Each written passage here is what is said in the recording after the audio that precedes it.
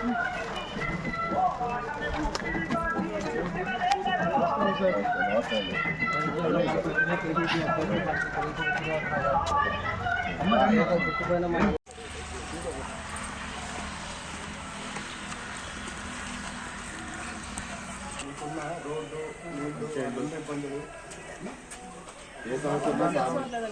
తమ్ముడు అద్దులే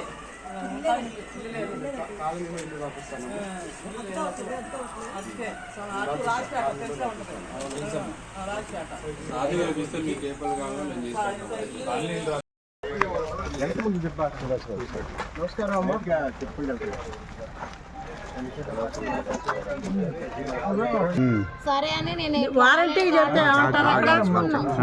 మా ఇద్దరు పిల్లలు వీళ్ళు మేము తెచ్చుకున్నాం కానీ మాకు రేషన్ కార్డు లేదు. ఎక్కడికి వెళ్ళినా కానీ వాళ్ళ సంతకం అంటారు వీళ్ళతో వాళ్ళు ఏమి ఉండట్లట. ఆయనకు అసలు మాకు రేషన్ కార్డు లేదు. ఇద్దరు పిల్లలు ఆడపిల్లలు. మా ఆయన గారు కుట్టు తాగి వదిలేసాడు. ఇప్పుడు ఏదన్నా ఇస్తున్నారంటే మీరు ఇలాంటి టైంలో కనపడతారు కానీ మిగతా టైంలో అసలు కనపడరు.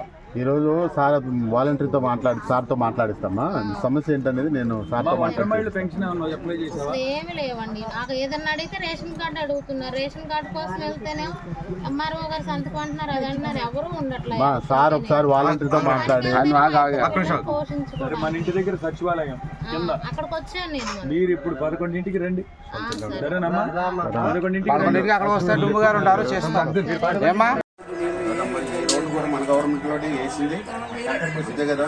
మళ్ళీ వేరే వాళ్ళు వచ్చి కంకర మేమే పోసాం రోడ్డు పోతాం అంటారు. నమ్మకండి, నమ్మరు కదా. సార్ని గెలిపింది టీడీపీ గవర్నమెంట్ వస్తేనే మళ్ళీ రోడ్డు అయింది. అదే మీ నమ్మకమే కదా. సార్ గట్టిగా ఓటేస్తున్నాను. ఎక్కడ మెజార్టీ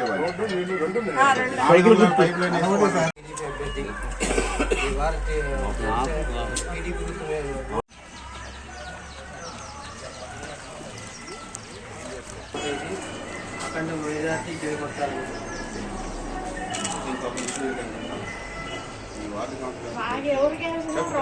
నేను చెప్పేది పదేళ్ళ మట్టి కౌన్సిలర్ కనపడుతున్నా మనకి లేదుగా. ఈ రోడ్లు మన గవర్నమెంట్ లో ఎవరి ద్వారా పోసాం ఆ కంకరైనా ఎవరు మన గవర్నమెంటే పోసింది కదా. కాబట్టి మళ్ళీ మన గవర్నమెంట్ వస్తుంది. మళ్ళీ దాని మీద రోడ్ వేసి 4 పైప్ లైన్ వేస్తాం. ఇవన్నీ మనమే కదా చేసిన పోయిన గవర్నమెంట్ లో.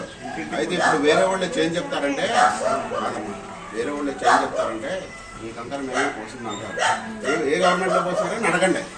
తెలుగుదేశం గవర్నమెంట్ లో అంటే అప్పుడు మేము రోడ్ కూడా అడగరు. ఓకేనా. సార్ని గెలిపిస్తే నేను మళ్ళీ రోడ్లు వేపించేసి ఈ పైప్ లైన్ వేస్తాం. ఆ బోర్ ఎన్నిసార్లు చెడిపోయినా మనమే చేస్తాము. ఇప్పుడు ఎవరైనా చెప్తున్నారా? గుర్తుపెట్టుకున్నామ్మా సార్లు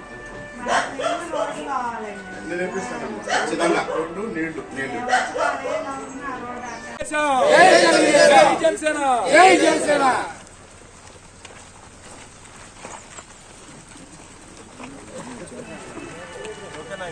సూపర్.